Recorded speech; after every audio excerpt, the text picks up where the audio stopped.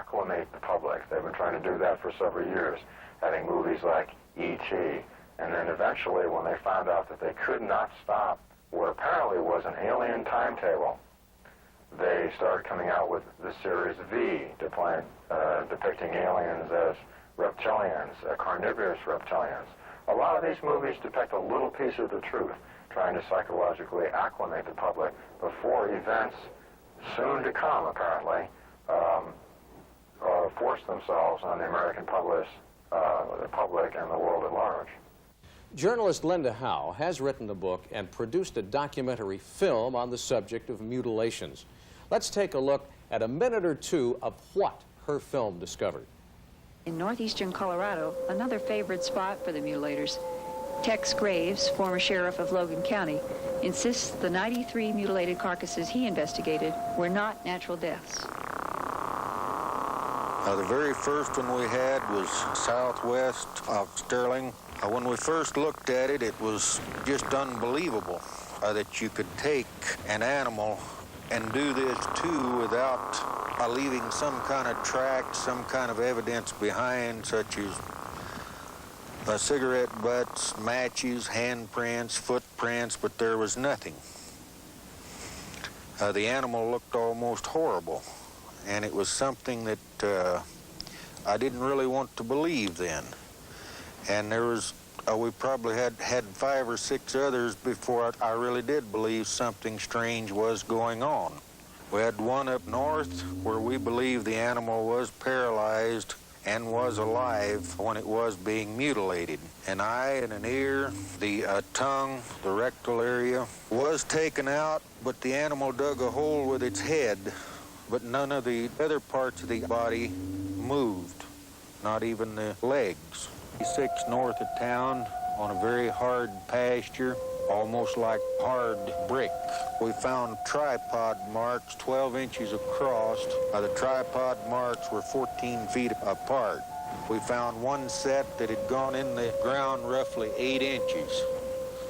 And it would take a good post hole digger or our shovel to dig in like this. It indicated something very heavy had sat down in this area, yet there was no tracks leading from it nor to it.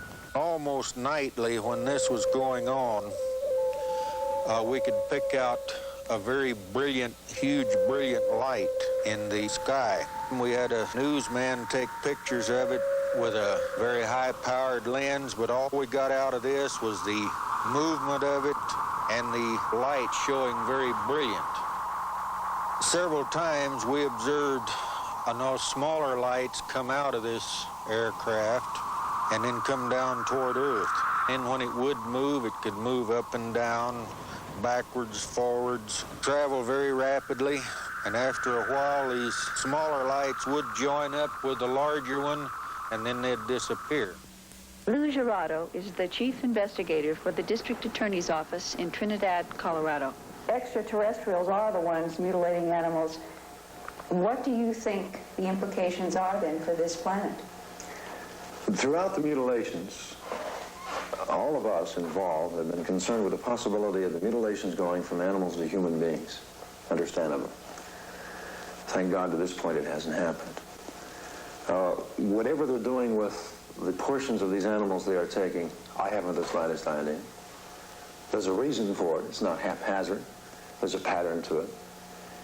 I don't know. I think it's a wait-and-see game. What else can we do? If we do have beings from outer space doing this with the capabilities to do things like this, what can we as a human race do? Now that is bizarre. In looking at this videotape, it's amazing. Those are surgical cuts. They're perfectly clean.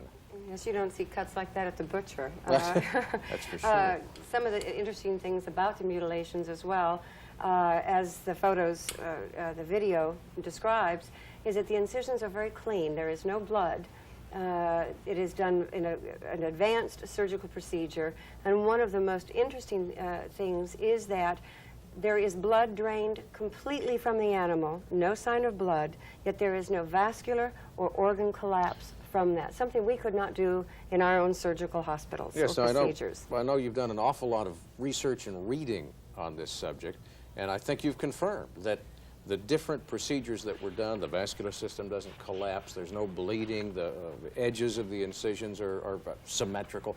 That we don't have the technology to do that, even if it were done surgically. No, the instruments with the serrated edges, and it's almost as if something if an apple were cored, it is that simple, it is that clean, and there is not a mess, there is not anything that you would really anticipate to find when you think of something being butchered. This story reflects the need for more research and more people to come forward with what they know. Jody has a special guest in our studio today, the head of UFO investigations. I would like to introduce Mr. Richard Harris, president of UFO Investigations, Inc. Mr. Harris, why don't you tell us a little bit about the organization? Well, how it started was we had gotten some anonymous information and tips from sources that came through myself and our legal staff. At that point, we got us interested, as you can tell from what you've done here.